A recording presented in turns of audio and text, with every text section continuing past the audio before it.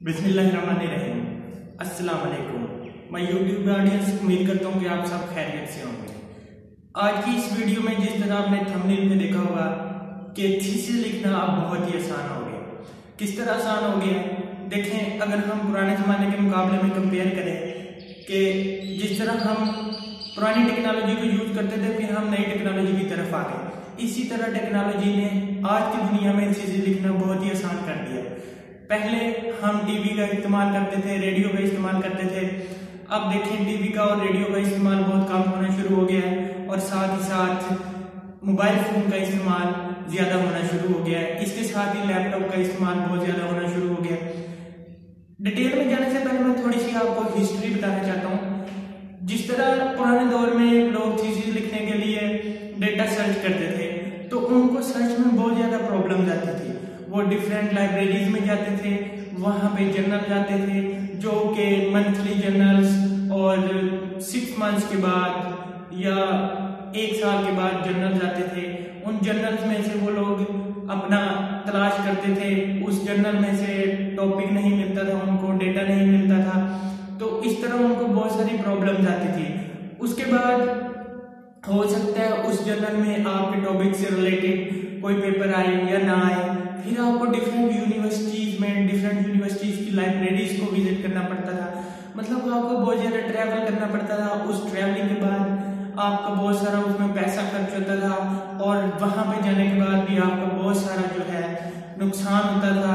आपको वहाँ जाने के बाद आपके टॉपिक से रिलेटेड आपको चीज़ें नहीं मिलती थी। तो इस तरह सर्च जो थी वो बहुत ही प्रॉब्लमेटिक थी, बहुत ही मसला होता था। और सबसे बड़ी बात यह है कि आपको रेफरेंसेस नहीं मिलते थे। जाहिर सी बात है, जब आपको पेपर्स नहीं मिलेंगे तो आपको रेफरेंसेस भी नहीं मिलेंगे। तो जिस तरह टेक्नोलॉजी एडवांस हुई, एडवांस होने के बाद अब आप देख लेंगे हमारे पास लैपटॉप्स आ चुके हैं। एक क्लिक हम करते हैं, एक क्लिक करने के बाद हमें बहुत सारा जो है नॉलेज हमारे सामने आ जाता है। किसी टॉपिक को सिलेक्ट करना हमारे लिए बिल्कुल मुश्किल नहीं रह गया। तो बात यह है कि सबसे पहले हम बात करते हैं कि किस तरह आपने अपने थीसिस को अरेंज करना है। आज की दुनिया में सबसे जो इम्पोर्टेंट चीज़ है वो टेक्निकल है। जो बंदा टेक्निकल है वो बंदा ज़्यादा से ज़्यादा जो है किसी भी फील्ड में तरक्की कर सकता है। इसी तरह थीसिस के फील्ड में, रिसर्च के फील्ड में आपको टेक्निकल होना ज़रूरी है। अगर आपको लैपटॉप का इस्तेमाल आता है तो आप बड़ी ही आसानी से अपना डेटा भी सर्च कर सकते हैं, उसको कंपाइल भी कर सकते हैं, उस पर स्टैटिस्टिकल एनालिसिस भी कर सकते हैं। उसके बाद आप उसको फाइनल फॉर्म में बड़ी ही इजीली ला सकते हैं। और उसके बाद जो सबसे आसान चीज़ है वो प्रिंटिंग है। मतलब आप सिंपल सा एक शॉप पर जाते हैं, जाकर वहाँ से आप प्रिंट ले लेते हैं। पहले दौर में क्या होता था कि टाइपराइटर होते थे, लोग अपने हाथों से पहले रिसर्च लिखते होते थे। लिखने के बाद वो टाइपराइटर वाले के पास जाते थे जहाँ पे बहुत दिन तक बुकिंग होती थी लोगों की। तो वो वहाँ पे टाइम नहीं मिलता था एक बंदे का, मतलब जो थीसिस है वो 5-5, 7-7 दिन एक बंदे का थीसिस टाइप होता रहता था। उस टाइपिंग में फिर अगर मिस्टेक्स हो जाती थी तो वो फिर बहुत ज़्यादा प्रॉब्लम होती थी। उस पेज को निकालना, रीटाइप करवाना और सब जितनी भी कॉपीज हैं उस थीसिस की उनमें डालना, वो बहुत ही मुश्किल काम हो जाता था।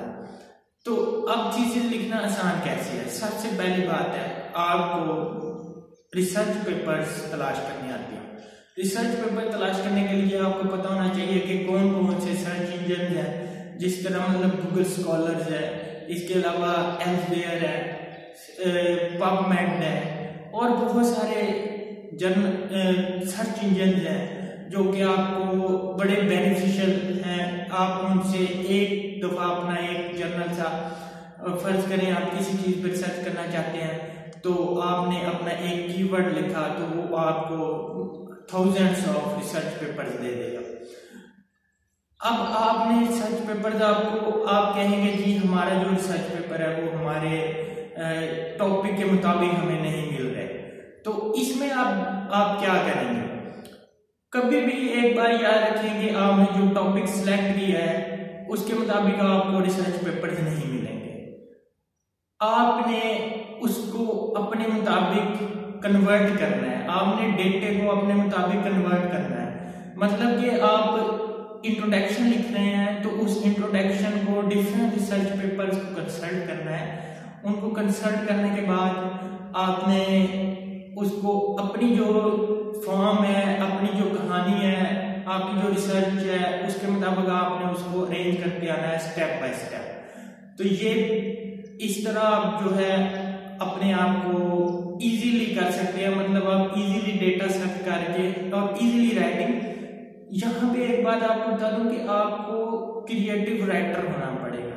हमेशा रिसर्च या किसी भी फील्ड में कामयाब इंसान वही होता है, एजुकेशन फील्ड में, जो क्रिएटिव राइटर होता है, जो खुद से लिखना जानता है। तो आपने उसको अपनी वर्डिंग के मुताबिक आपने उसको अरेंज करते आना है। तो इस तरह आपका इंट्रोडक्शन या रिव्यू या जो भी चीज है वो आप इजीली सर्च कर सकते हैं। उसके बाद मुख्तलिफ किस्म की टेक्निक्स हैं जो आप यूज करके तो थीसिस को जो है अपने, जिसमें ग्राफिक्स टेक्निक है, अगर आपने कुछ ग्राफिक्स लगाने हैं थीसिस में, या एक्सेल है या वर्ड टेक्निक है, आपने किस तरह उसको अरेंज करना है, उसकी फॉर्मेटिंग करनी है, तो ये सारी जो टेक्निक्स हैं, अगर आप ये सिंपल सी टेक्निक्स हैं, बेसिक टेक्निक्स हैं, अगर आपको ये टेक्निक्स आती हैं तो आप अपना थीसिस आसानी से लिख सकते हैं। तो ये सारी टेक्निक्स जो है ये हम आपको अपने चैनल पे सिखाते हैं। तो ये थी मेरी आज की थोड़ी सी इंट्रोडक्टरी वीडियो। उम्मीद करता हूँ आपको पसंद आई होगी। मेरे चैनल को सब्सक्राइब करना मत भूलिए। हम आपके अपने चैनल पर डिफरेंट टेक्निक्स सिखाते रहेंगे। अगर आपको कोई टेक्निक सीखनी है या आपको कोई भी रिसर्च रिलेटेड प्रॉब्लम है तो आप हमारी वीडियो के नीचे कमेंट करें, हम आपको इंशाल्लाह उसके बारे में बताएंगे नेक्स्ट वीडियो में। तो इसके साथ ही मुझे इजाजत दीजिए।